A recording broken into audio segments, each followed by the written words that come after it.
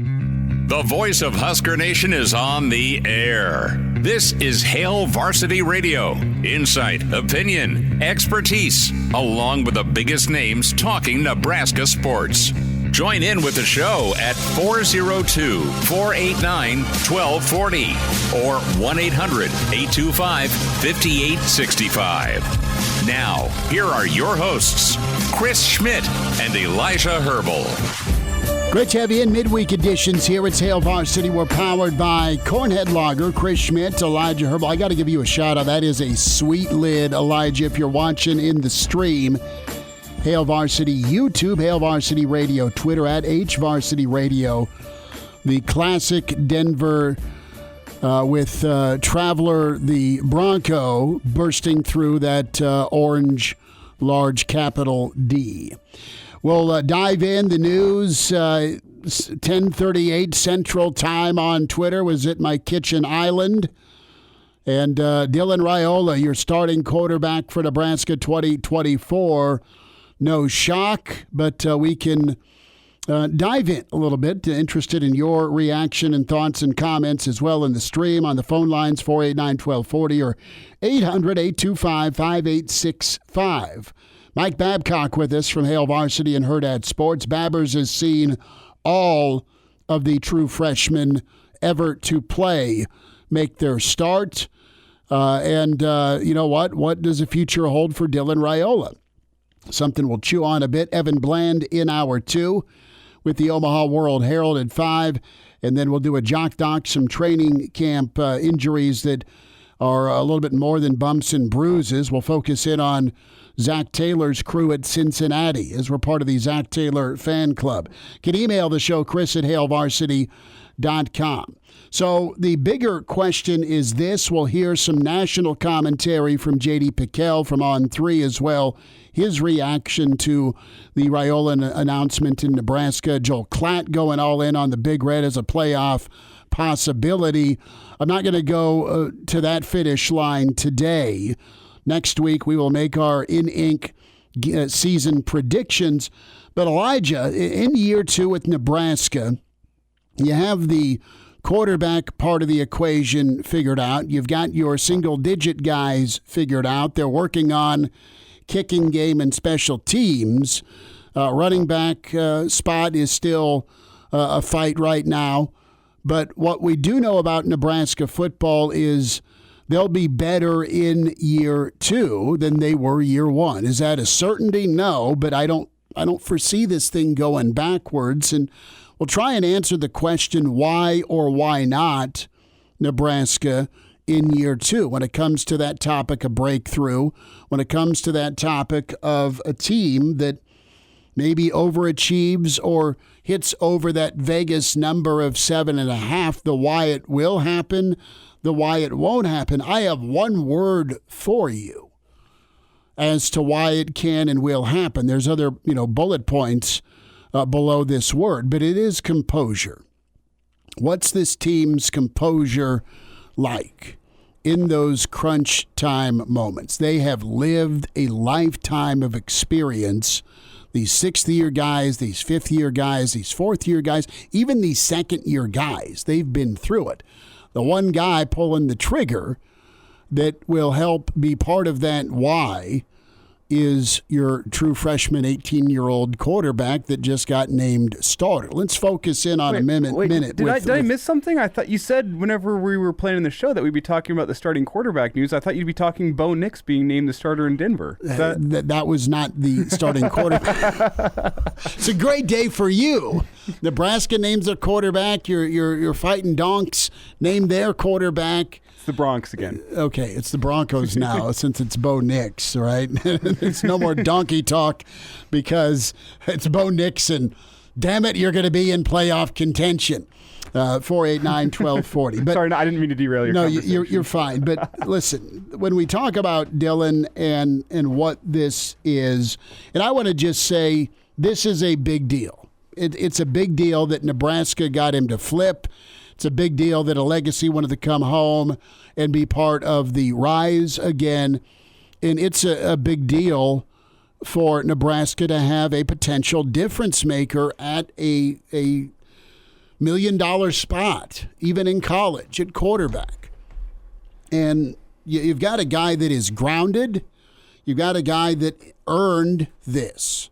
Wasn't given. You've got ballyhooed freshmen that come in all the time to programs across the country, and depending on that program culture and their head coach, it's handed out. It's Halloween. It's candy to just give out. Here you go. Dude, we don't want you going anywhere, so we're just going to anoint you the starter without, yeah, your talent's better than the other guy, but did you really win the job during spring and fall? No, you earned this job if you're Dylan Raiola, because that's how Matt Rule rolls. Nebraska's management is going to be big with this, from the head coach to the quarterback coach to the offensive coordinator. But when it comes down to Dylan getting this job, and it's not a surprise, this is why you go get a 5-star, because you need to elevate your offense.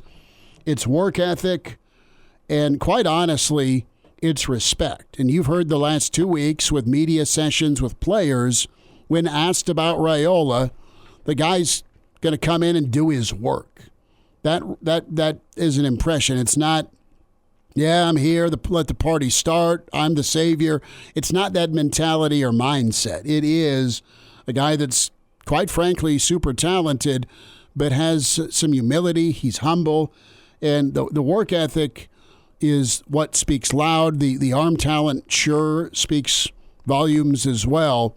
But this is a big moment for Nebraska. This is a big moment to get a quarterback that can manage some turnover issues that cost you a trip to the bowl game. And listen, it's not on one quarterback a year ago. You went through 3 in an injury-plagued season with a number of backs that you were a dinged-up offense that had to adjust in season with how you were going to try and score some points, and that was tough. You were able to lean on a defense to even get you in striking distance. You'll be able to lean on that same defense this year, but have more upside on offense. What do you do with this talent and this announcement if you're Nebraska? Glenn Thomas is a tremendous quarterbacks coach with young folks, and all the coaches we talk to, when you get a high profile dude that's super talented, the coaches say, listen, our job's not to screw them up. Nebraska can't screw this up. It can't be a situation where they waste the talent. You look at Adrian Martinez, the last and only other true freshman to start, and where did things go after his freshman year?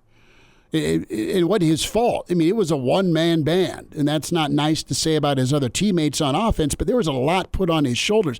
I don't think it's going to be like that or feel like that with Dylan. His job's to go make some plays, but his job's not to scratch the car.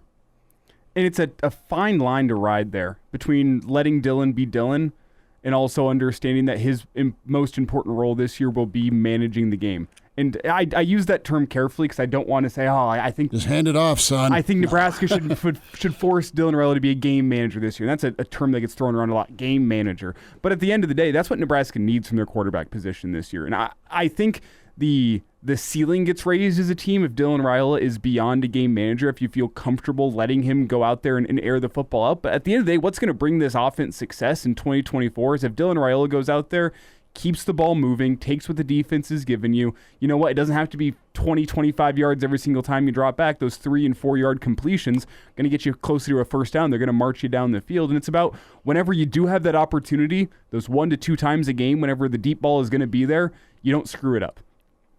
Whether that's overthrowing a guy, underthrowing a guy, throwing an interception, throwing it into double coverage, trying to force a deep ball. That's why I think the task to success for Dylan Raiola is going to be this year. It's not going to be gaudy numbers. Hey, he's going 42 of 50 for 495 yards and 6 touchdowns. That's not what Dylan Raiola needs to be as a freshman. What you need him to be is what we saw a lot of in the spring game, which is, hey, take what the defense is giving you, those completions between 1 and 5 yards in front of the line of scrimmage. Let your playmakers go be playmakers. Just get the ball to them. And then, hey, whenever that opportunity does come, third quarter, you've been wearing them down with the run game. They're going to drop a safety into the box, play single high coverage, and you have an opportunity to take the top off with Jalen Lloyd or Naor or Malachi Coleman, whichever guy it may be. You take that opportunity and you make it 6 points.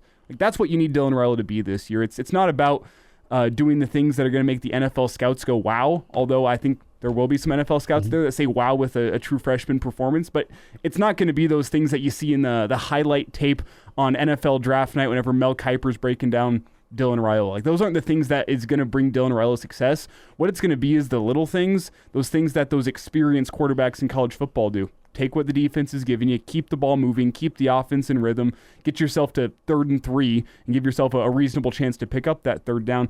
That's what's going to bring Dylan Raiola success. And I think Matt Rhule has done a very, very good job, the entire coaching staff really, of keeping those expectations in check, because Husker fans will be quite happy with that if that is what Dylan Raiola looks like this year.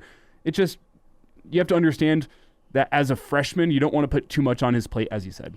Well, don't overwhelm him, but it's a guy that's been groomed and built to kind of know what you're walking into. I mean, the choices he had to go play quarterback are natty or bust, right? I mean, that's Georgia, that's Ohio State, and that's the neighborhood they live in. For Nebraska, it's, well, bowl game, yes, but get up off the mat as a program the last 8 years. The other thing that this staff does a great job of is, and I say this 100 times a show, is communicating.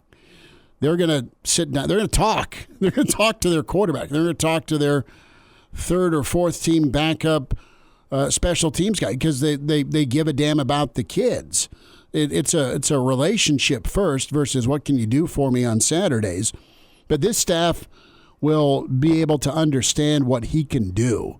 And it's all about, as the boss, the head man, and then the offensive staff, the brain trust, understanding what he can do, then put him in positions to succeed. I mean, 3rd and 9's tough enough as it is, okay, against a Wisconsin defense, or let's just say an Iowa defense in Iowa City, or Colorado. Maybe you're putting a final drive together. That's where the why year 2 can be special for Nebraska. Part of that is the quarterback, and that quarterback being able to make a throw in a 2-minute situation is what you've needed. And you've gone out, and you've made the wide receiver room better. You've stuck to your guns about competition being king. You went out and got a guy in the Mazuka at right guard that is going to want to fight an entire defensive line, figuratively, we hope. And you've got a running game that, yeah, you're going to want to run the football, but use your weapons at wide receiver. Don't overthink it with trying to show off what this offense and this quarterback can be. Just go get touchdowns and go get points. And that's what I said about the main job for Raiola and as a freshman is get the ball in the hands of your playmakers, whether that's 3 yards downfield, whether that's 10 yards downfield, 50 yards downfield. That's what the task is get the ball into the playmakers' hands. It's not about necessarily you. You are the vehicle that gets the ball to the playmakers, which is a very difficult job. It's why quarterback is the highest paid position in all of professional sports. Well, that's kind of less true with the salary cap in NBA being what it is. But you get my point. Like, it's the most valuable position in all of sports. It is. It's about getting the ball in the hands of your playmakers. Much easier said than done. But if you simplify it like that, like that's what the task is for Raiola in year 1. The big deal part of this also is Nebraska's announcement with this. I mean, you could have gone 100 different ways with this announcement. It could have been Matt Rhule on the Husker Network tonight. It could have been a video. It could have been celebrated. And, I mean, a tweet was put out. Great. Other programs have put out a tweet with who won the quarterback job, and it's understated, which is great, which is totally fine. Nebraska made a big-time announcement without making it a big-time deal. Well, it's simple. Like, you're starting game prep for UTEP today. Who's the starting quarterback going to be in your game prep? It's Dylan Raiola. Mm-hmm. I mean, it's not like it's a shock to anybody. Well, we've known this for months. We've known this since damn near last December. It was supposed to happen, and it did happen, and that's important, because then there'd have been 100 questions. What you're not confident in playing a freshman? What's going on? I mean, this could have been botched, and possibly would have been botched with previous staffs. Yeah. I mean, seriously. And there's still plenty of football to go, and hey, season's not even started, but you know who's going to be behind center. But back to that key word is composure. And we'll dive in a little bit further here as to why or why not year two can be big for the Big Red, the pros and cons. And I look up to some of that leadership as well.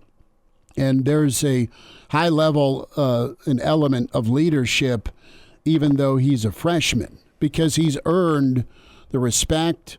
There's clearly trust with winning the job with those upperclassmen. Jamal Banks didn't come here to try and get himself killed over the middle, right? That may be part of doing business in the Big Ten, sure, but he came here to win. And Dylan Raiola came here to win. Matt Rule's goal is to go win football games this year and beyond for Nebraska, so they're part of this playoff discussion point. I mean, Joel Klatt, we'll hear a little bit from Klatt later on with Nebraska, maybe that sneaky playoff. And we're getting way cart before the horse on this. But step one, you get the 5-star at quarterback. Done. Step two, that quarterback's got to go earn the job. Step two is done. Announcement today. Step three, go ball. And enjoy and manage the ups and downs of the pressure.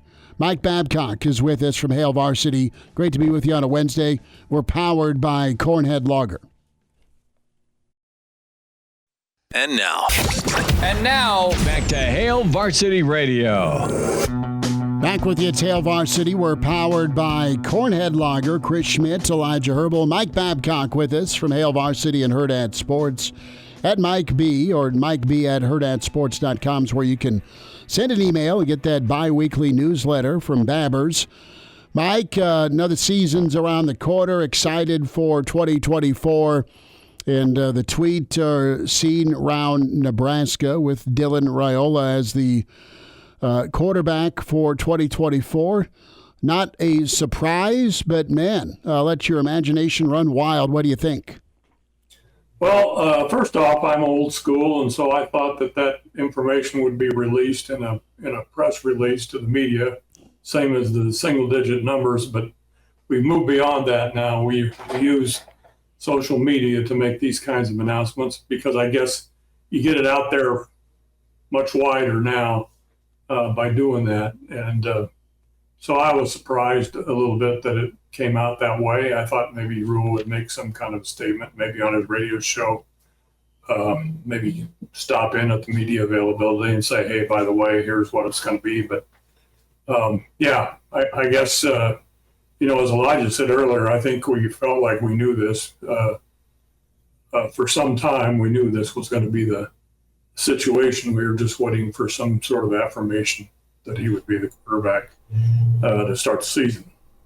Does this not kind of fit the trend, though, from what this coaching staff, how they've handled Raiola? They don't try to make a big deal out of anything with him. They try to minimize it as much as possible. And I feel like getting up there and having a press conference to announce the starting quarterback, in their eyes, might be making too much of a big deal of it, where you could just quickly throw it on Twitter. Then I know the fans want to see. I bet if the coaching staff had it their way, they would have had to, or they wouldn't even had to announce it, but they understand, given what the fan interest is around here, you have to. But it feels like the most minor way, inconsequential way you could have announced it, which seems par for the course for them for how they've tried to manage expectations around Dylan Raiola. Yeah, that's true, Elijah, although some older people, I think, don't even pay attention to things like X. They don't go on social media to see those kinds of things. But that's a way to get it out there without making a dramatic show of it, I guess. And certainly I wasn't suggesting there should have been a news conference to do it. I just thought that, maybe it would be in a media release and then it would be reported that way. But that's not really the way things work here. So I'm good with it. Babbers, and it's not a surprise. From a historical perspective, you look at true freshmen that have played. You look at Adrian back in 2018. You look at Tommy Frazier. Didn't start game one. It was game 6 versus Missouri.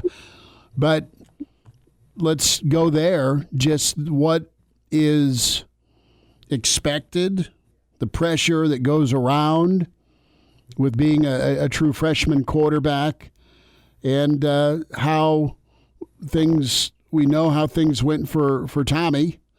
Incredible. We know the ups and downs that Adrian endured. And I'm not asking you to predict a career for Dylan, but just looking at history and looking to the future with how to manage this thing appropriately. Well, now I'm going back to the Tom Osborne era, but I think Osborne's attitude was always that he would give the veteran, the senior quarterback, the first opportunity before he would go to the young guy. That just was his policy. That was just the way it was. If you had been through the program and you stuck it out and you were a senior, you got first crack at it. And if it didn't work out, then you look at the younger quarterbacks. And I know that Tommy Frazier, I think, thought about transferring that freshman year because he expected to be the starter at the beginning of the year, and he wasn't. And I think he and Tom had a conversation about that. Turner Gill, didn't think he was ready to be the quarterback as a freshman.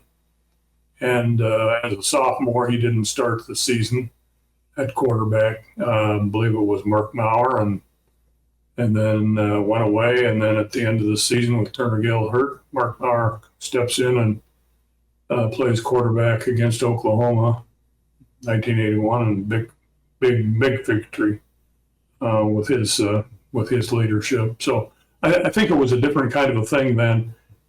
Now I will say it's much more difficult for a freshman quarterback because of social media and because there are so many recruiting systems and recruiting evaluators and so forth that there's a lot of pressure.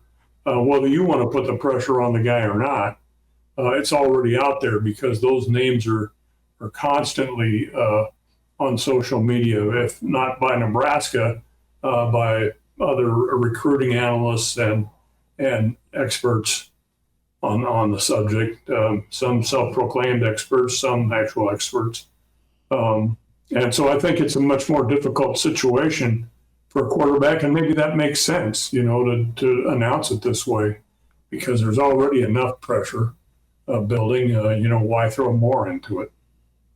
It's Mike Babcock with us here on Hail Varsity Radio. Husker historian Mike with us, his usual Wednesday segment. And Mike, how will you define success for Dylan Raiola in the 2024 season? What is it going to be for you that will determine whether or not the year is successful or not?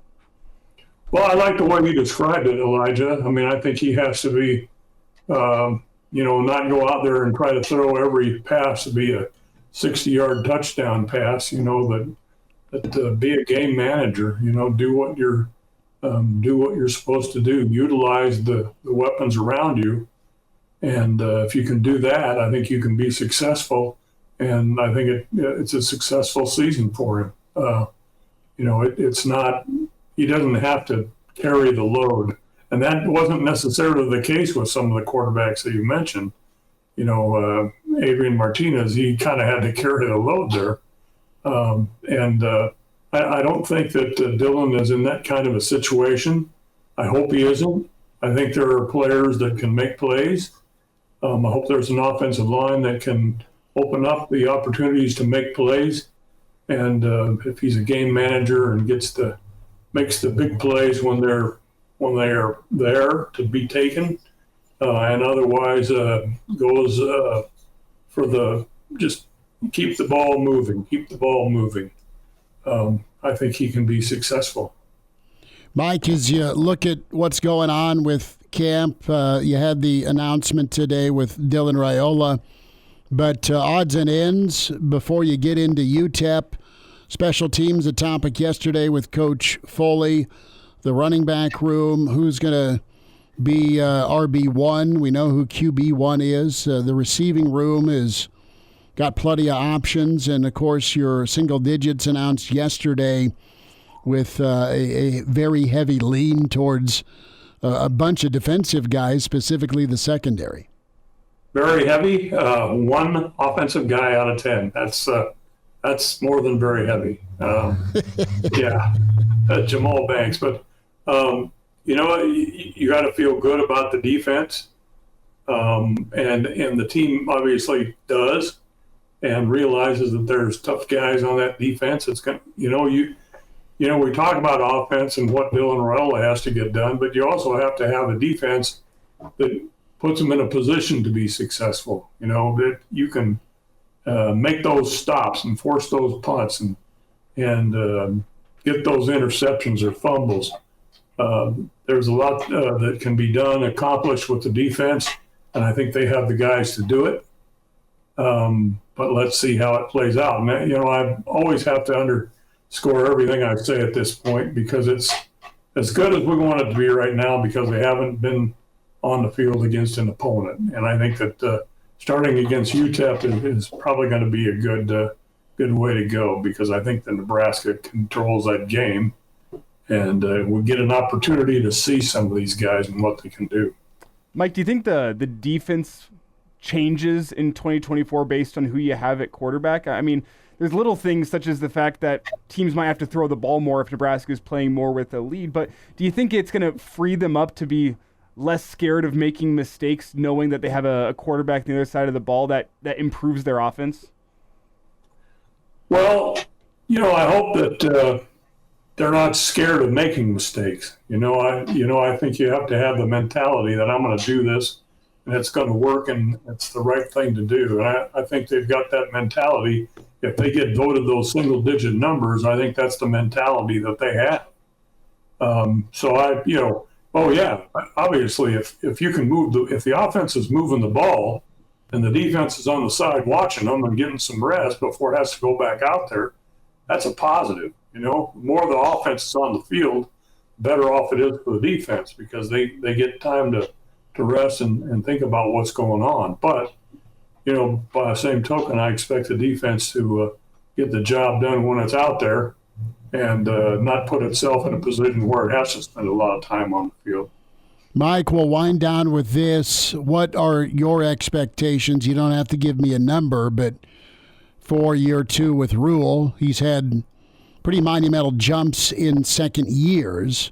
Now, he's had tough first years, so Nebraska's a bit of a different animal here, year 2, with what was coming back. But, how good can this year be? The second year discussion, why not Nebraska? For me, a best case scenario would be 8-4, and I think that's a little bit of a, I think reasonably in my mind, 7-5, looking at the schedule, the way it's set up, and the fact that you can build some momentum early in the season.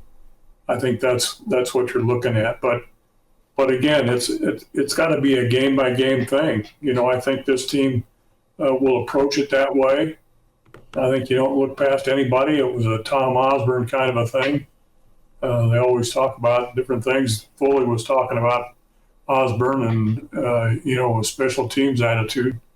And that's what I think it is. It's game by game. Think about this game.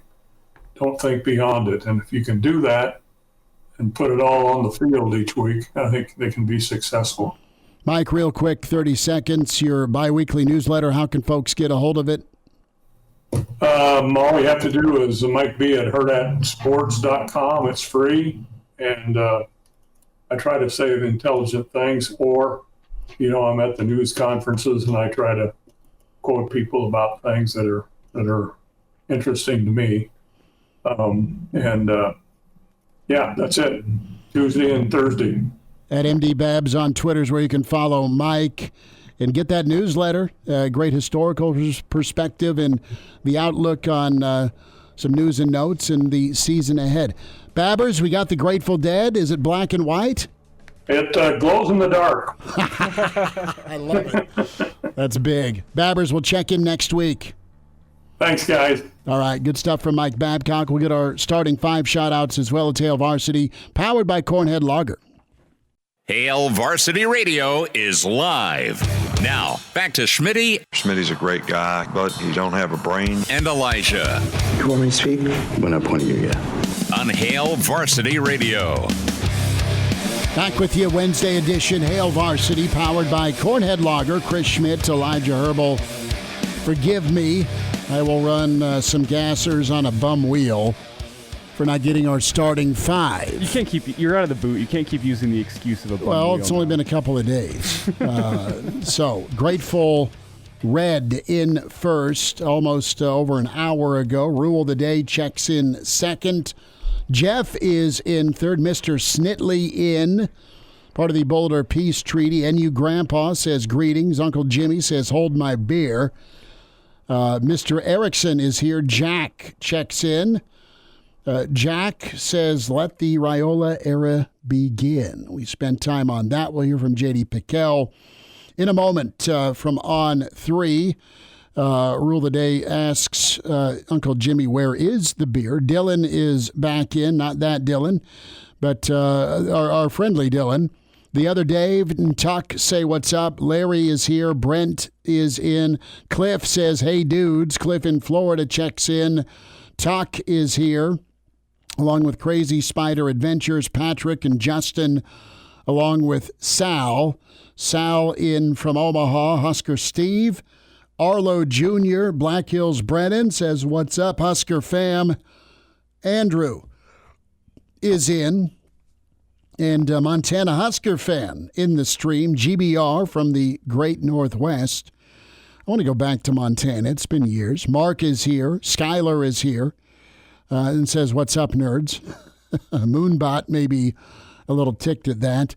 Walter asked the question, how is Chubba not starting Saturday for Nevada? Did he get hurt? I thought that was going to be, why is Chubba not starting this year for Nebraska? Ryan is here as well. And we'll get to more of your comments in the stream. As always, subscribe and watch the show on Hail Varsity YouTube. Matthew is in. And ask the question here, what if Raiola comes out and throws 4 picks and only 82 yards? What happened with his typing? Is that just my computer? I don't know. We'll put it up here. Maybe it'll help out. KG is in. We had Todd. Todd liking to pee on the parade that's being thrown by Nebraska football fans right now. And Todd, always the, I don't want to say voice of reason, but the voice of anger. So Todd writes in, Chris at HailVarsity.com, he was probably basically promised a starting job months ago, and this whole playoff talk is laughable. Lost second week, and probably several to follow. Come on, I kind of think it's pathetic that a freshman is our best option currently. What happens when the experiment fails? You know, DEFCON 2. There's been a lot of missteps over the years, Todd. It's not concrete. It's not ink. Things could go sideways, but I just think, and we're not talking playoff. The national dudes are talking playoff. I think November we'll know where is Nebraska at a 6 or 7 win number already. Are they still fighting for that magic number 6 for a bowl game? Schedule tells me, with the defense back, that you should be at least at 6 by the time you go into November. It's okay to be excited. Yeah. Well, and there's a lot of Nebraska fans that are excited. It's okay if your dreams get crushed every single year. That's the number one hallmark of being a fan, is getting your hopes up and letting them get crushed every single year. Sure, and that's just it. There's a monster fear factor there, but listen, you did the hard part. You got a 5-star quarterback to come here. And you got a 5-star quarterback that isn't Johnny Be Good, mid-'80s movie reference for many of you. And Johnny showed up and believed the fairy tale of recruiting. You've got a 5-star that's come in and put the work in and won a job through a tough coaching staff. The good folks at Lazari's, the backroom boys putting the pizza together for you, give us a shout out. We're giving one back to you in email. Appreciate you. Let's hear what J.D. Pickell has to say about this situation, Elijah, with Nebraska moving forward with a freshman quarterback. And cut one here, why Dylan is the guy. And I think this is a good response to Todd's email. Yeah, but he's a freshman. Yeah, but he's only been on campus for spring practice. Like, yeah, but all of our eyes work. You know, everybody saw what he did in that spring game. I have a funny feeling that what we saw in that spring game was probably indicative of what he's doing behind closed doors during practice at Nebraska. I don't think that this was something where it was like, man, are we sure he's ready? Like, you play him because of what this offense now can be with him running the show. Your eyes work. Coach's eyes work. Teammates' eyes work. Hands work, too. More from Piquel here on what is impressive about Raiola. What impressed me from the spring game, which again was like the largest sample size I think we got to have of him, and I'm assuming and I'm sure Nebraska is hoping that he continues to improve from that spring game, it wasn't just the splash plays downfield. Like, you saw that and that fires you up. That's definitely a part of like the potential future for Nebraska, is him being able to spin it on a dime and stretch the field and hit a guy in stride for a deep passing play. That excites you, that fires you up. But like, what I saw was him leading the offense. What I saw is him making good decisions. What I saw is him be content to throw the football away. Like, I see a lot of things about Dylan Raiola where I'm like, okay, if that's the jumping off point, if that's like the base of what we're going to get from him going forward that we're building from, we're going to be in really good shape. Elijah, to give tribute to your throwback Denver hat, he does not need to be John Elway against Cleveland in the final 3 minutes every play. Now, will there be a point in his career that you want him to be John Elway with a 2-minute drill and drive to go win a ball game in Madtown when Ohio State comes to Lincoln? If you're playing Michigan, if Oregon's on the slate, you're at USC. Yeah, there are. You go get a guy like him because there are things that he does special, in a special way. That, guess what? All things being equal, can your quarterback go make a play, not the wrong play, but a clutch play in a key moment? That's what Tom Brady did. That's what Dan Marino did for the first part of his career. That's what guys like Trevor Lawrence and Tommy Frazier, Jamel Holloway, some of these young guys have it, and can they go do it and do it on a moment's notice in a do-or-die situation? And rules, if we die, we die. Don't kid yourself. That soundbite will live on forever, but it's also, kind of putting that fear in the back seat or the trunk. Yeah, and are there going to be moments this year where you as a fan probably want to die whenever you watch Dylan Raiola make a mistake? Yeah, I'm sure. There's going to be moments of ups and downs. That's the reality of a freshman quarterback, even the most highly acclaimed freshman. But I even think there's going to be some mistake management. There are guys that are going to make mistakes. There's the normal freshman. There's your freshman that is a little bit abnormal. Yeah, and that's the flip side of things is with an abnormal freshman. I think you're going to have more moments this year where you go, wow, than you want to go die in a hole. Right. There's more moments of wow versus where's the jack, Daniels. And it gets back to what J.D. Piquel said about his starting point. I think his starting point is higher than most freshman quarterback, not just that Nebraska's seen, but in most of college football. Think of the board game, right? Starting way in front of that starting point on Monopoly. Scott is in, says, great day to be a Husker fan. Hail Varsity continues. We'll wind down hour one. And now, back to Hail Varsity Radio. John's in from D.C. Win Nuke 2023 says number 15 LFG. The Golden Fang says, does boot? Yeah, the boot. Kevin is here from Kansas City in the stream. Hail Varsity YouTube, like and subscribe. Check the show out and look at Elijah's beautiful Denver hat. So DJ says if Dylan throws 3 picks, he throws 3 picks. He's a kid and the best option. This is not the 90s program, and every team takes a chance every year with the depth charts. Jeff Snitley, part of the Boulder Peace Treaty, a message to Todd. Todd needs to drink some Kool-Aid and enjoy the new season a little. Well, it's a lot more fun to talk about reasons for optimism. Like, we could talk about, is there potential that Raiola throws 3 picks in game 1 against UTEP? Maybe. Joe Daly did it. I think it's unlikely, though, because I think the defense that he goes up against, and we know Matt Rule and his staff emphasize good on good, ones on ones. I know that number 1 defense for Nebraska, statistically, is a hell of a lot better than what UTEP is going to put out in the field week 1. I think you can look at Colorado's secondary in week 2 and say, I understand why that could be scary for a freshman quarterback. I think that's a secondary that's probably from the dudes in the room as good, if not better than Nebraska's secondary. But like, I look at UTEP and I go, is that defense better than what Dylan Raiola faces every single day in practice through all of spring and through fall? No. And I think you go as far as to say 10 of the defenses that Nebraska is going to face this year aren't as good as what Dylan Raiola faced all fall camp and is going to face all football season long. It's as simple as that. Like, reasons for encouragement. If you're seeing the freshman being your best option against that defense, the defense that's a pretty much a known commodity that it's going to be good, it's probably a top 25 defense this year, like, I think it gives you reason for encouragement. Like, it's okay to be excited by that fact. Unbiased Boxing Talk says, in reply to Scott, he's 6'3", 235. That was in response to Scott saying the Big Ten has some dudes on the defensive side of the ball whenever you're not wearing a green jersey. No, that's fair. Thank you. Ted is where I meant to go. Greetings from the murky depths of the ether.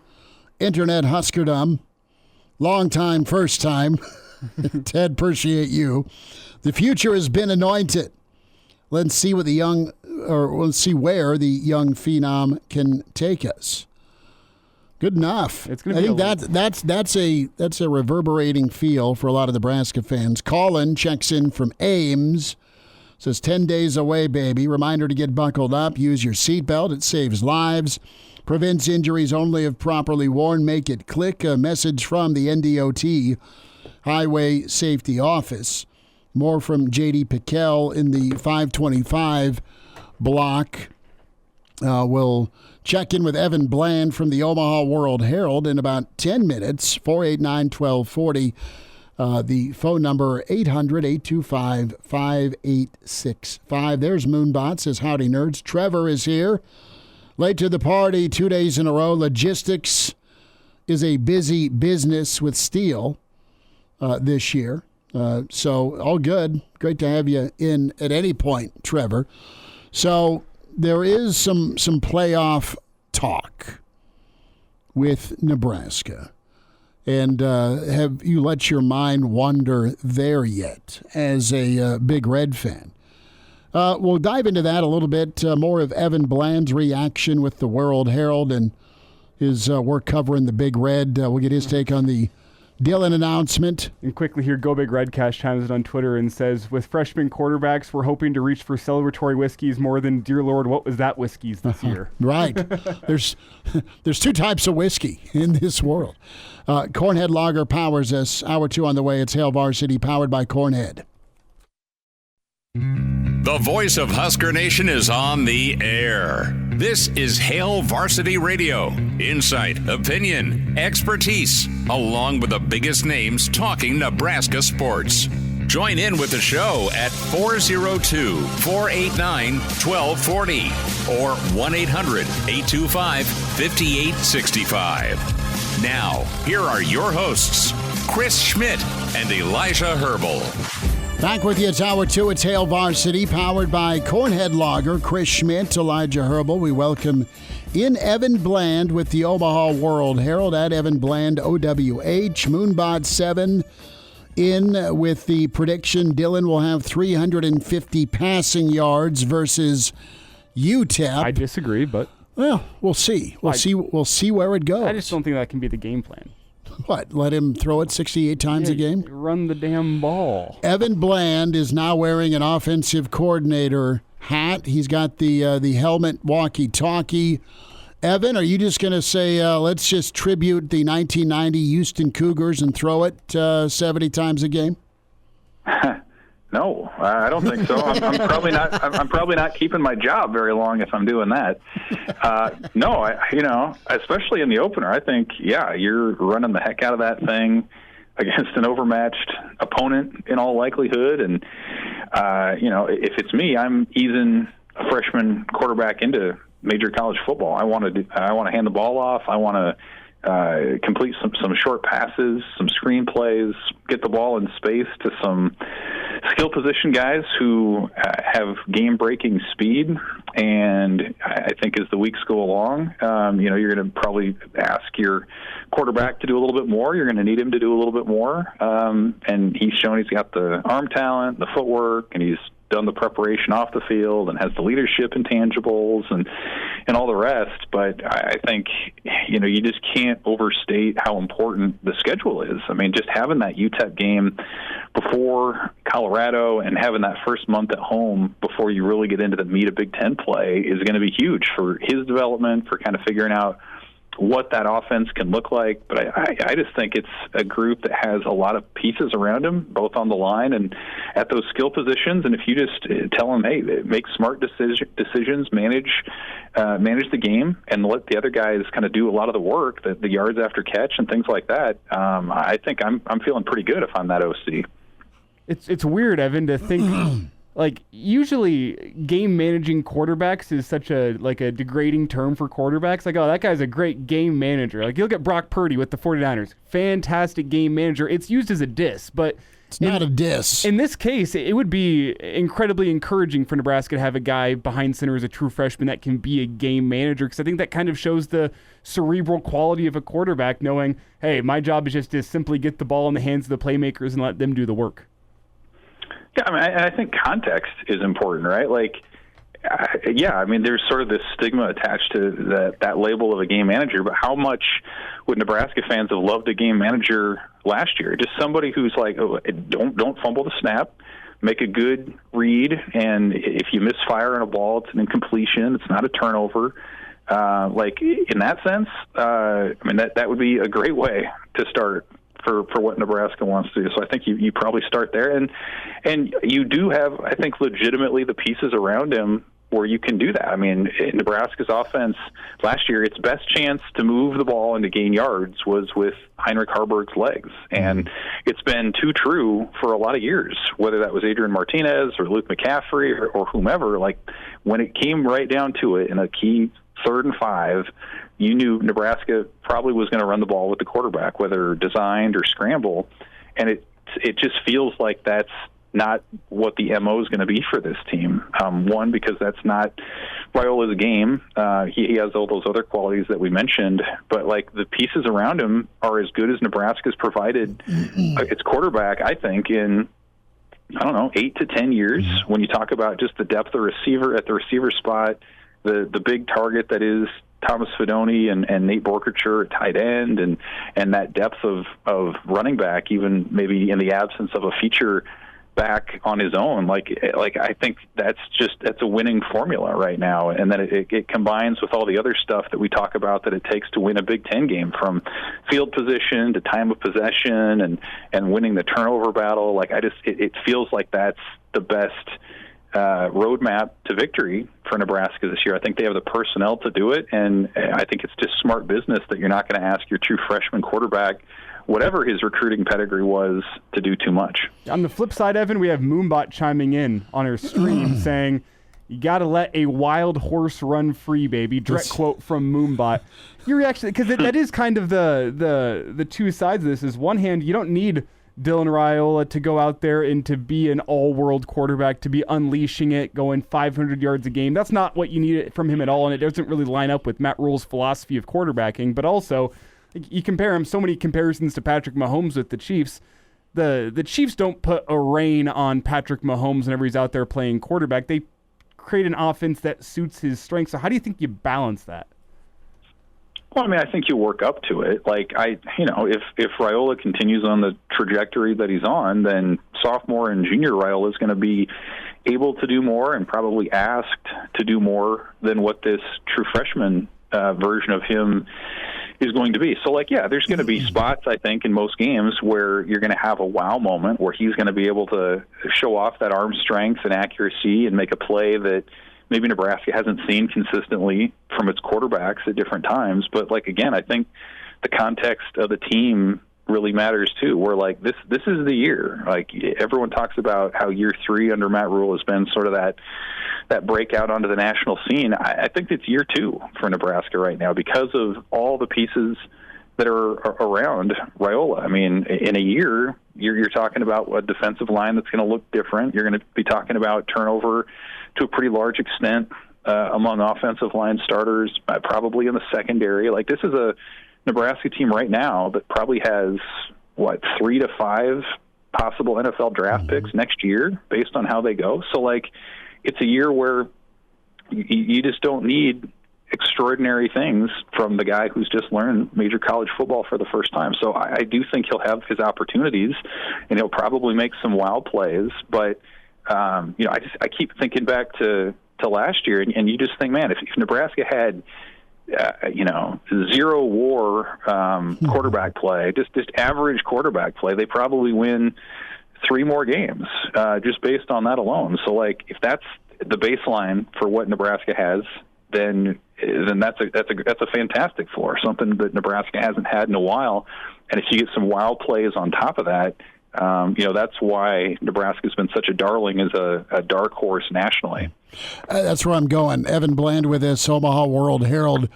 What do you make of the playoff smoke around Nebraska as that dark horse? Klatz talked about it. Feldman's talked about it. Cowherd, Urban. Those are some national heavyweights that say they aren't predicting necessarily a playoff run, but maybe contention even in year 2. I think Nebraska could be in a great spot heading into November. We haven't made our official calls yet. That's next week. But, Evan, what say you with these pieces, with this quarterback element, with the rule factor?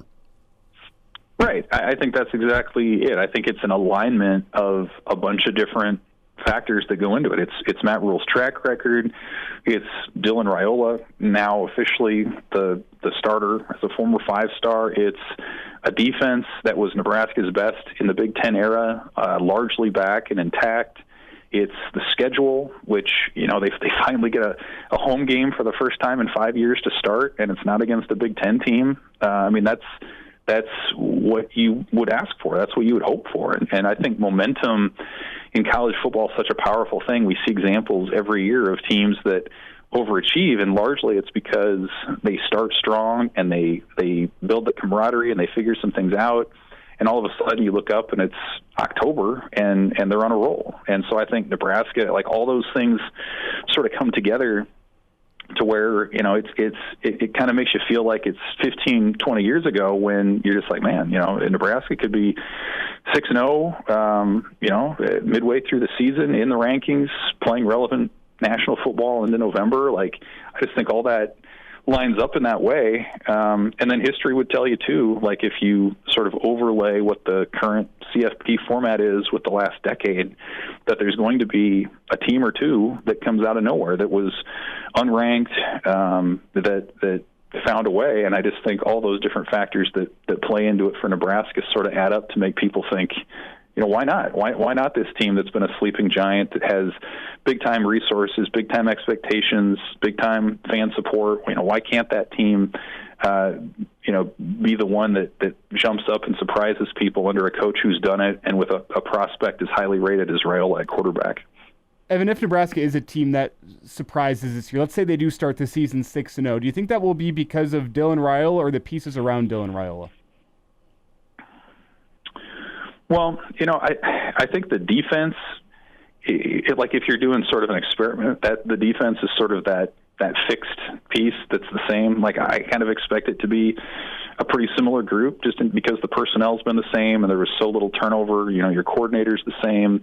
The leadership in that unit is the same. So to me, if they start 6-0 again, I think part of it is the product of the schedule and how they can start.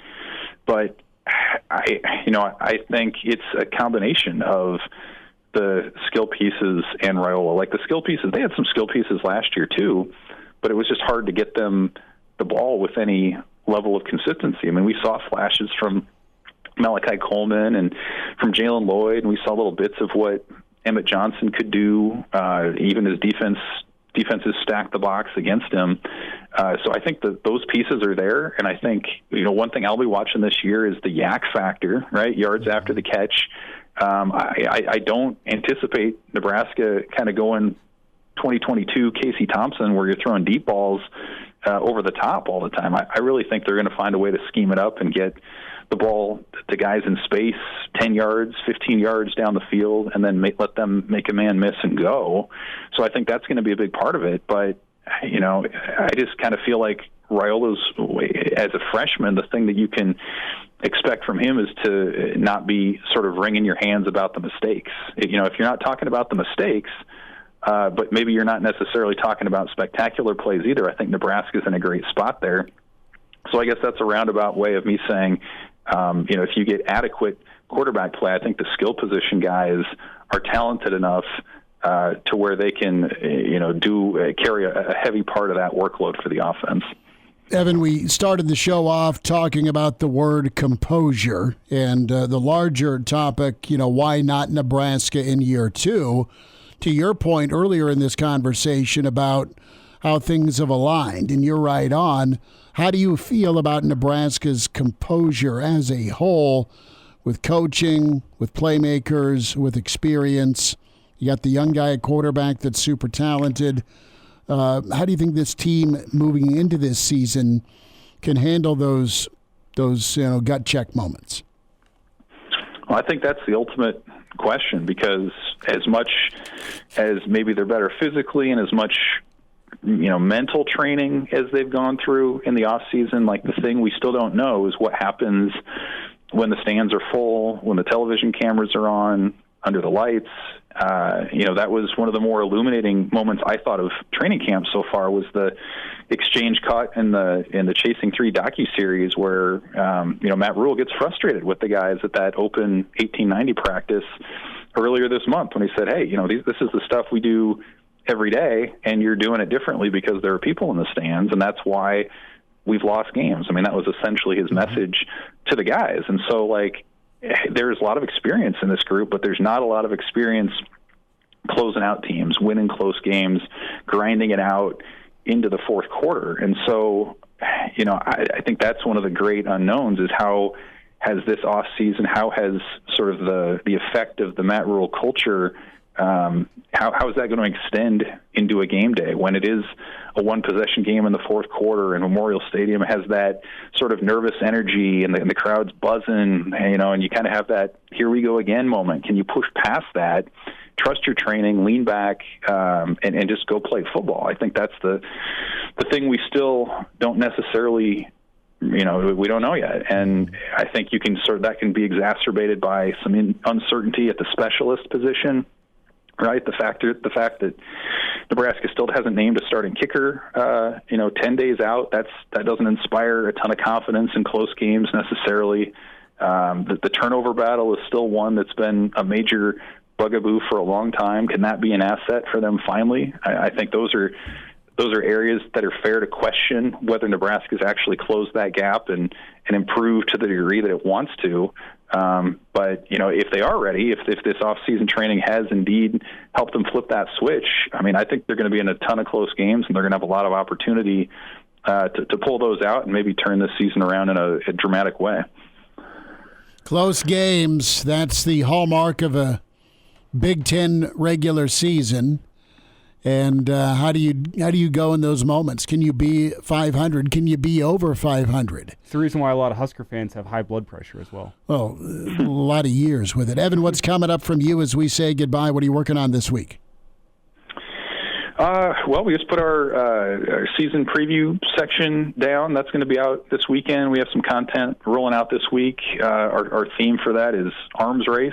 So it's apt for both the quarterback situation at Nebraska, but also just the rising financials and resources that are going into college football. So we're going to have some good stuff, I think, out of the next few days that people will enjoy there. And then it's game week, man. We're going to have some stuff on UTEP next week, and I'll have a piece next week about Nebraska's history and season openers and how this is really kind of a throwback one coming up here, right? They're finally at home, not playing a league opponent to start things off. So some interesting, I think, numbers and trends there as well. But I think like everybody, just excited to get some games and see what this thing looks like on film compared to what we've heard all off season. Can't wait for it, Evan. Appreciate your time, man. Thanks, guys. See ya. Thanks for hanging out. Hail Varsity, powered by Cornhead Lager. Chris Schmidt, Elijah Herbel will drive into the why Nebraska. Why Nebraska in 2024, year two, making some noise. Hear a little bit more, too, from J.D. Piquel from On3 and his reaction to Dylan Raiola. More of your comments as well in the stream. 489-1240, 800-825-5865. Crew diving in, making his way to the show in hour 2. Pretty impressive that Crew made his way here. Trevor says the O-line and D-line need to unleash the beasts. And John says, checks in when it comes to Ben, also says Taylor started as a redshirt freshman, Ben. But to Ben, appreciate the Grateful Dead insignia. Nebraska fans, John, you're right. I should say Ryan. Ryan says Nebraska fans can't take another losing season. That's 1,000% true. There is not enough booze in the great state of Nebraska to deal with 5 wins or less. Period. No pressure. Just saying. They'll be mainlining, not just reaching for 6 packs of Cornhead or your hard alcohol of choice. Who's with us? Pete's on the line. Pete, good to spend time with you. Pete, thanks for the call. How you doing today? We're good, man. How are you? Oh, not too bad. I guess, in my opinion, I think this season's going to rest a lot on who the backup quarterback is and how good he is. We have not went through a season with the starting quarterback starting every game and finishing every game. So I think that backup quarterback, whoever it's going to be, is going to be very critical. Personally, I think that transfer that transferred in is going to end up number 2 by the middle of the season. And the other thing on defense, we have a good defense, but we must improve our late fourth quarter stop and drives defense. Maybe with a little more depth, maybe they'll get a little more rest. But I think the season's going to rest on those 2 things. Pete, I think you're on it. And what if you get an offense that puts some points up for you? The counterpoint, though, that I'll pose is the last time Nebraska did have a starting quarterback that played every single game or started every game in a season was your last true pocket passing quarterback in Tanner Lee. So I think that does help whenever you're not putting your quarterback in the line of fire. For the run game. Pete, thanks for listening. Appreciate the phone call, 489-1240. And listen, the why part of this, why Nebraska can have a good season, a special season, they'll have plenty of moments on TV in those big moment games. There's plenty of helmet opportunity. First and foremost, it is the defense. It's the depth. It's the defense. It's Tony White. It's bunch of dudes that want to get home with just 4 as pass rushers and be as good or better when it comes to the ability to stop the run. So it's the defense coupled with the experience. 8 starters back on defense, along with guys that will play starter snaps or could play starter snaps on the offensive line. Case in point, number of starts again. And the turnover's got to be cut in half at a nice request. At a minimum, cut them in half and you win 2 or 3 ball games, Elijah. Last part of this is the leadership part. You've heard it talked about. You've seen it on Chasing 3. But those are the pros for me. The cons for me, youth at left tackle if it gets to that point. Injuries overall.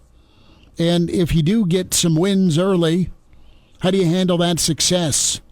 This is a neighborhood this team and a lot of the kids on this team have not been in.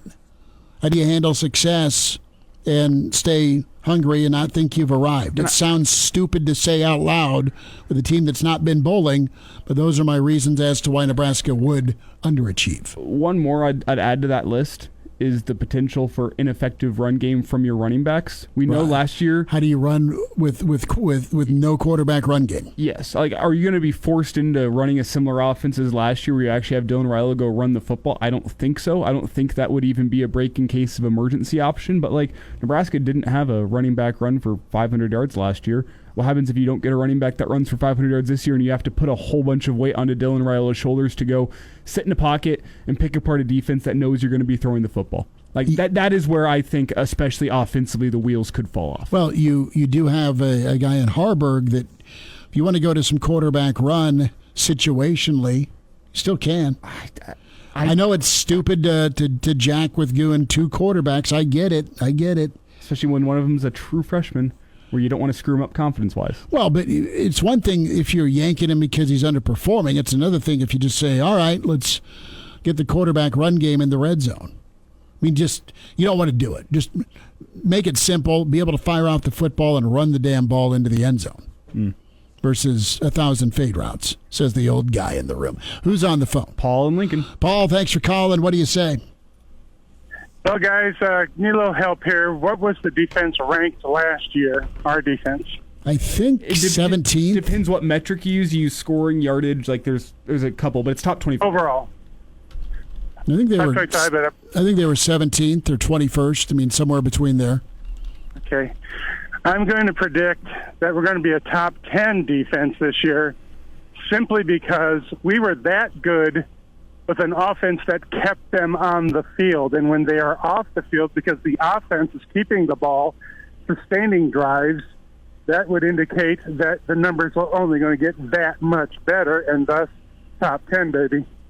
No, I think that's a fair take. I got scoring-wise, Nebraska 13th in the country last year. 17 a game, 16 a game, 18? 18.3 points per game. And then from a yardage point of view, they were 11th in the country last year. So top 10, baby. There we go. Paul, appreciate it. And we won't get into where they were on third down. 45th? I don't have. I can pull it out. Elijah's going to take I'd rather not. He's going to take a shot at Cuervo first. Let me see what 3rd and 9 yielded. That's not fair. That's not. I mean, it's so true that you ripped your hair out as a Nebraska fan last year. The end of the Maryland game, where you've stopped them all game long, and you give up one bleeping drive because guess what? Your offense did nothing. Shane predicts that the coaches will have some dedicated packages for Harburg. Tim says DR, the doctor, going to dissect his way through the defense this year. Steven is in for Elijah, the doubter. Am I sounding like a doubter? No, we're just backing and forth in it. No, there's pros and cons as to why year 2 could be special. I think I'm a realist. No, and that's fair. I think it is injury. I think it is handling success. And you're right. They have not ran the football with the quarterback without the quarterback forever. You got to go back to the 70s. You've always had the running element at quarterback. They didn't run the damn football well enough to win. I mean, a couple of moments against Northwestern with Mount Whipple in 2022. But for the most part, it was in 03 when they scored. Check that in 02 and 22 when they scored. They threw it deep to Palmer. Last year was a quarterback run, and then you'd hit a 50-yarder. The last year you had an effective running back run game was probably Divine Azigbo, where he didn't start 18. The year as the guy. And he had 1,000 yards. That was the last time he had a 1,000-yard rusher. Then he had to go back to Amir. I guess you had, who is the Georgia Tech transfer in 19? Oh, I know who you're talking about. He also was fine. Yeah. He wasn't exceptional, but no, he was. He got the job done. They gave it to him. I got to look this up now. It's going to kill me. I should know that. It's all right. Special teams. Moonbot says, I hate third downs, Schmidt. We all do. J.D. Pickell, real quick. Dedrick Mills. Yes, I was going to spit that out. My mind is mush. I should have known that. I try to forget about the Frost years. So, success as a freshman with Pickell. How does Raiola find success? Cut 3. The task for Dylan Raiola to be successful as a true freshman in the Big Ten Conference, to me, is pretty straightforward. Like, yes, do what you do. If there's a big play to be had, let's push the ball downfield. Let's spin it. Let's make some money that way, all right? I'm all about that. However, I think what they're going to ask Dylan Raiola to do this year is just be efficient. Just don't give the football to the other team, my man, and we're going to be in good shape. And Nebraska fans, I have to imagine, are like, yeah, if we just don't give it away, I mean, how many games do we win a season ago? You win 3 more. You're at a minimum of a 7-win football team. You probably hit 8 if you get Maryland. You get Wisconsin. You're right there against Iowa at home. Michigan State, for the love of God. You really, truly only allowed 13 points that game. Great Red Shark checks in. A beautiful screen game will return to Nebraska, as well as quick outs and dump-offs that have destroyed my liver when undertaken with ease against our defense for 2 decades. Yeah, there's a lot of jailbreak screens, those Tuttle screens. There was probably a petition at one point in this state for those to be outlawed. Back to Piquel. The big question here is, how can this coaching staff set up Raiola for success? I just told you all the reasons why he deserves to be the guy and why he is the right guy for Nebraska this season, but let's also understand that he's a true freshman. It's his second semester of college. What he is in week 1, you have to believe, is going to be different than what he is in week 8. He's going to progress. He's going to grow. He's going to figure some things out. Some things you're going to have to figure out the hard way. That's the reality and sometimes the advantage/disadvantage of playing as a true freshman. There's going to be some moments for him there where you're like, yep, he'll get that a little bit later in his college career. Yeah, he'll understand he can't make that throw all the time. He'll understand he has to throw it away at this position. So I'm not telling you there's going to be a bunch of substantial growing pains for him. I'm just saying it's fair to factor in the idea that he could have some growing pains. He could have some freshman moments because he's a true freshman. But I would also say, as he progresses, don't be shocked if the game plan in week 1 looks very different than the game plan in week 10 because of their confidence in Dylan Raiola. I'd be very shocked if they did open it up a ton that first few weeks of the season. I think it'll be run the football, put the ball in the right spot when it comes to the pass game, don't give it away, as we've mentioned many times now during this segment, or we're going to be in good shape. But for Dylan Raiola, the arm talent is so great to where, as he gets comfortable, that's the reason why you have playing. That's the reason why you make him your starting quarterback, is because of what he can do downfield. So as he gets comfortable, as he digests the game plan week in and week out, do not be surprised if it starts to expand and they cut him loose a little bit more as the season wears on. Ease in, get comfortable, and get him better each week. Jock Doc's on the way. Great to have you in on a Wednesday. It's Hail Varsity, powered by Cornhead Lager. And now, back to Hail Varsity Radio. Back with you, it's Hail Varsity. We're powered by Cornhead Lager. Time for a Jock Doc Wednesday, Nebraska Orthopedic Center. Dr. Brandon Seifert, an air hug to you, Dr. Brandon, and the crew. My boot is off, and I'm ready to go lose golf balls this weekend again. Good stuff, buddy. I'm glad the boot is off. Maybe that swing will be straightened out a little bit. Let's not go overboard. Yeah, we got to work on the old putting without the blindfold. But I appreciate the kind words, right? The hopeful thoughts. Dr. Brandon, it is training camp time. NFL season just around the corner, and you get so many bumps and bruises in training camp, and it's not as vicious as it used to be. Going to circle in on the Cincinnati Bengals just because our dear friend, we're all part of the Zac Taylor fan club, and you got a myriad of some guys that are dinged. Chris Evans, their running back, a torn patellar tendon, out for the year. You have Mims, the offensive tackle, a strained pec that's going to keep him sidelined until September 8th. And then Cam Sample, the defensive end, torn Achilles, out for the year. 2 season enders and a pec muscle for an offensive tackle. Let's dive in. Yeah, so that's always that frustrating part about those preseason camps and games is those early season injuries. Unfortunately, we tend to see those a lot as well, just here locally with our colleges and our high schools. Obviously the big part there is just making sure that these folks are doing a great job in the off season with strengthening. One, you got to get some rest on top of that, but some strengthening. The flexibility piece is really big, and just trying to do everything you can, obviously nutritionally, flexibility-wise, strength-wise, to avoid these things, but invariably they're going to happen. And it just depends on, those key pieces in your kind of offense and defense, who's going to go down, how do you replace them and fill them.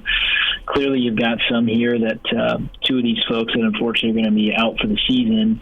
But then you're talking Mims. Mims has got more of kind of a strained pack and has a lot better chance to come back and hopefully come back pretty early. It's Dr. Brandon Seifert with us here, a Jock Doc Wednesday on Hail Varsity Radio. And Dr. Brandon, you look at these lower body injuries, and I know one thing about the Bengals training camp, they play on natural grass. This has been a big talking point around Nebraska over the past couple of weeks as we got news that Memorial Stadium would be flipping to grass. Doesn't completely eliminate the lower body injuries. You look at the torn Achilles for Cam Sample, the torn patellar tendon for Chris Evans. Want to get your thoughts on the grass versus artificial field turf debate. Do you think it holds any weight, the fact that you're going to have less injuries on natural grass? Yeah, I think it's interesting. So we always like to give good data, based upon research and that kind of stuff. And there actually are some studies going on right now looking at that very thing. I think just, from a perspective of trends and logically, anecdotally, there probably is a trend towards more injuries on the turf is likely what these studies are going to show. The question will be, is it more of a trend? Is it significant? Does it reach that kind of significance level in the study or not?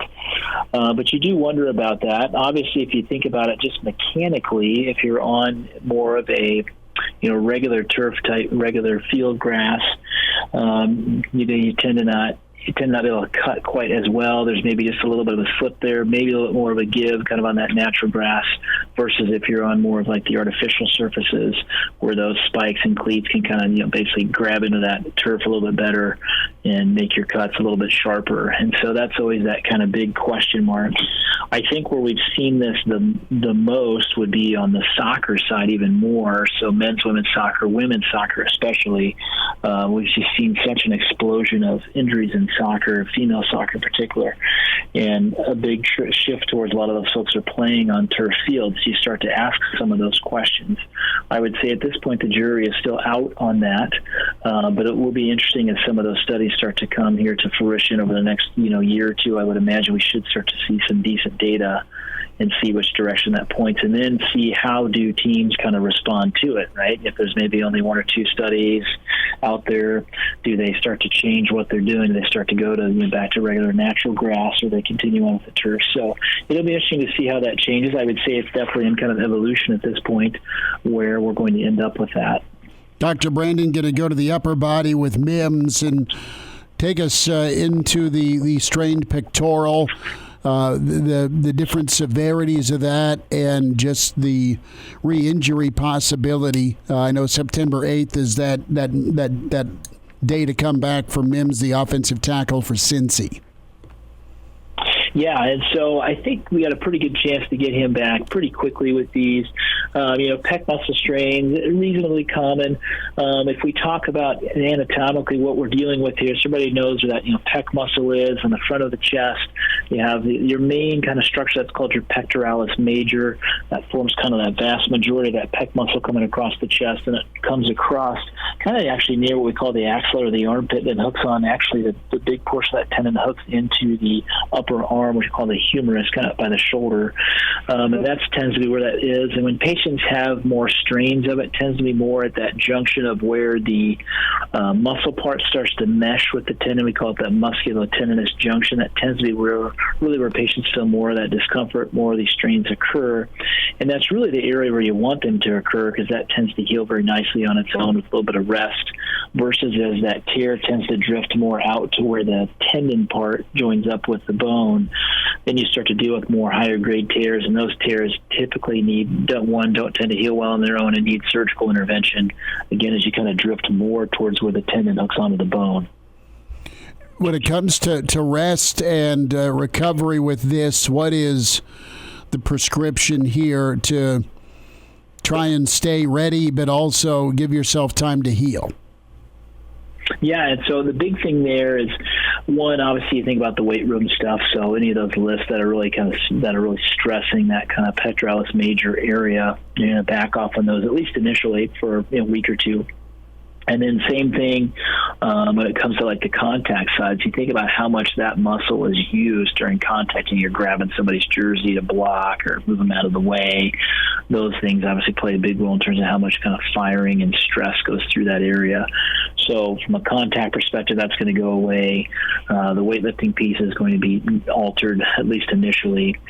And then as you move into like other stuff, like your aerobic cardio type things, you can actually still continue to do those. You can still do a lot of the non-contact drills, are still, viable things to do. So at least you can keep your kind of football shape up. You can even be out there in pads doing all those drills. It's just the contact piece that you tend to move away from. And that's typically for about 2 to 3 weeks is typically where that would go, depending on kind of that grade level of that strain. This is also something where you kind of sit on it too. If somebody has a pec strain, I'm probably going to just sit them through that preseason schedule and maybe shoot for that kind of first or second game of the season to get them back. Dr. Brandon Seifert with us, Nebraska Orthopedic Center at Jock Doc Wednesday. We're looking at some of the injuries for Cincinnati and Zac Taylor as they look to return to the playoffs. The good news is their stud quarterback is healthy and back. Joe Burrow, that was an issue a year ago. Dr. Brandon, we'll get caught up again next week. Thanks for a few minutes. You bet, guys. Sounds great. Take care. Good to spend time with Dr. Brandon Seifert, Nebraska Orthopedic Center. The Jock Doc, as NFL is almost upon us, will wind down a Wednesday. Always get the podcast, Spotify, iTunes, Google Play with Hail Varsity Radio. Like and subscribe. Give us a rating. Some final thoughts on a Wednesday next.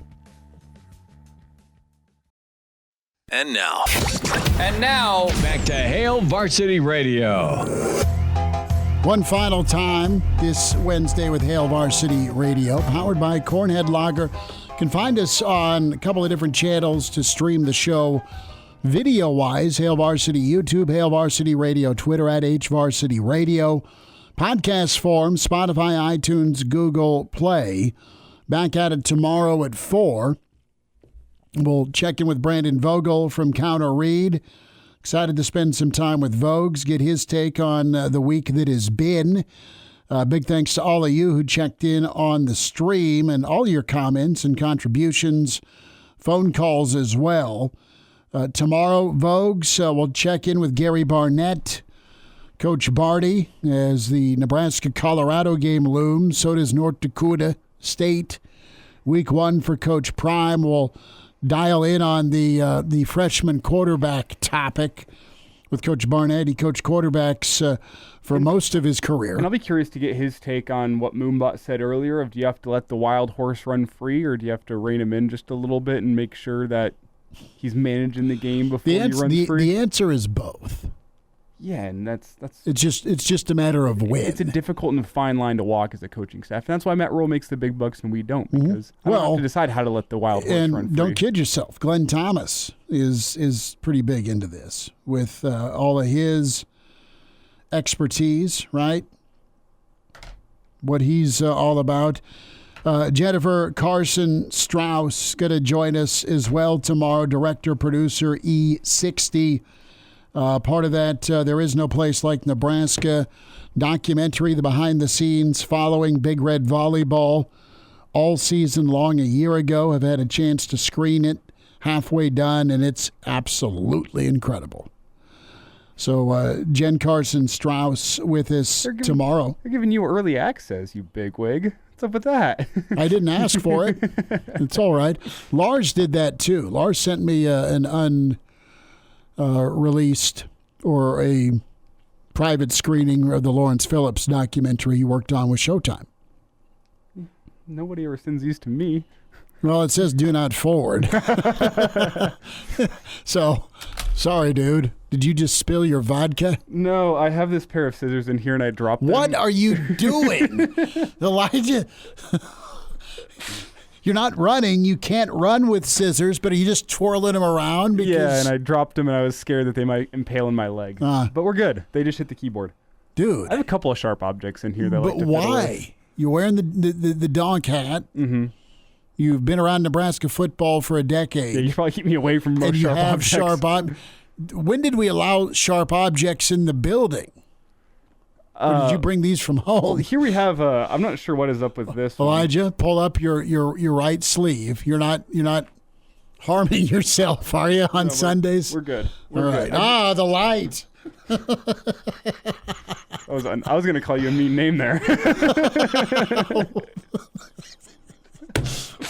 What were you going to call me? Can't say it on air? I'm not going there. Almost caught my first FCC violation there. But there's still time. There's still time. A lot of football season left to come. Yes, there is. And that goes for the folks in the stream and on the radio. Back tomorrow at 4. Be sure to check out the pods and catch up. Good stuff from Mike Babcock and Evan Bland, as always. We might have to invoke Danny Burke tomorrow, too. Burke's beat. Would love that. Over under how many touchdowns did Dylan Raiola throw? Some gambling. Yeah, the prop bets of freshman quarterbacks from one Danny Burke. Powered by Cornhead Lager, this has been Hail Varsity.